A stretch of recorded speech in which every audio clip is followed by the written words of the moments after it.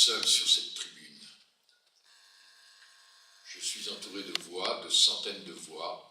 Elles sont toujours avec moi, depuis mon enfance. Je vivais à la campagne. Nous, les enfants, nous aimions bien jouer dehors, mais le soir, nous étions attirés, comme par un aimant, par les bancs sur lesquels les vieilles babas, fatiguées, se rassemblaient près de leur maison, leur rata, comme on dit chez nous. Elles n'avaient plus de mari, plus de père, plus de frère. Je ne me souviens d'aucun homme dans notre village après la guerre. Pendant la Seconde Guerre mondiale, un Biélorusse sur 4 est mort au front ou dans la résistance. Notre monde à nous, les enfants de l'après-guerre, était un monde de femmes. Je me rappelle surtout que les femmes parlaient non de la mort, mais de l'amour. Elles racontaient comment elles avaient dit adieu pour la dernière fois à ceux qu'elles aimaient, comment elles avaient attendu et les attendaient encore. Les années avaient passé et elles attendaient toujours. De revenir, sans bras, sans jambes, du moment qu'il revient. Je le porterai, sans bras, sans jambes. Je crois que j'ai su, dès l'enfance, ce que c'est que l'amour. Voici quelques tristes mélodies prises dans ce chœur que j'entends. Première voix. Pourquoi tu veux savoir ça? C'est tellement triste.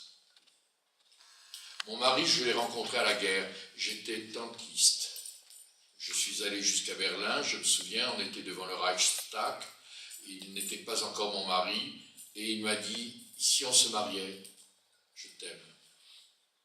Et ces mots m'ont fait tellement mal. On avait passé toute la guerre dans la boue, dans la poussière et le sang, à n'entendre que des jurons.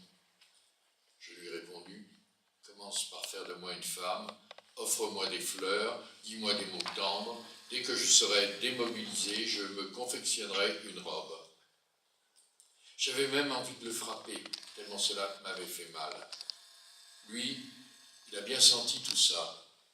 Il avait eu la joue brûlée, elle était couverte de cicatrices.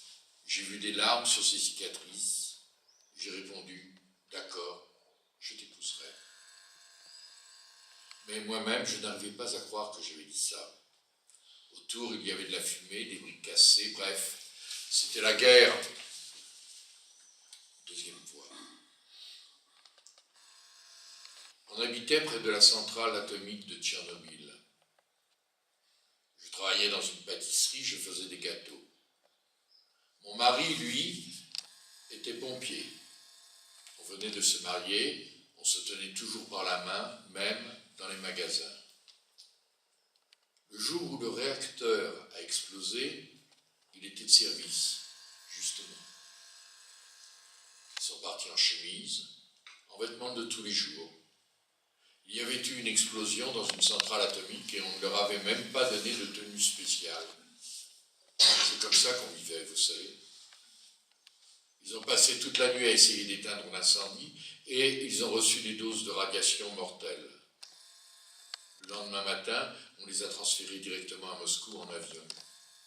Stade aigu de la maladie des rayons. C'est quand on n'en a plus que pour quelques heures, quelques semaines à vivre.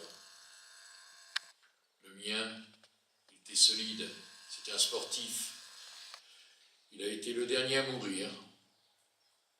Lorsque je suis arrivé, on m'a dit qu'il se trouvait dans une chambre spéciale où on ne laissait entrer personne. J'ai supplié. Je l'aime. C'est des soldats qui s'occupent d'eux, là-dedans. T'as pas besoin d'y aller. Je l'aime. On essayait de me dissuader. Ce n'est plus l'homme que tu aimes. C'est un objet qui doit être désactivé. Tu comprends? Et moi, je me répétais une seule chose. Je l'aime. Je l'aime. La nuit, je montais le voir en passant par l'échelle d'incendie. Ou bien, je demandais aux gardiens, je leur donnais de l'argent pour qu'ils me laissent entrer. Je ne l'ai pas abandonné, je suis resté avec lui jusqu'à la fin. Après sa mort, au bout de quelques mois, j'ai eu une petite fille. Elle n'a vécu que quelques jours. Elle, on l'avait tellement attendue et moi je l'ai tuée.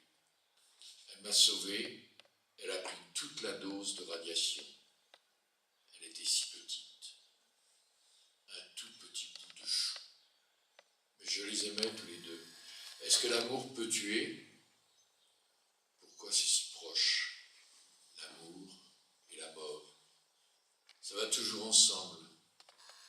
Qui peut m'expliquer ça? Je me traîne à genoux.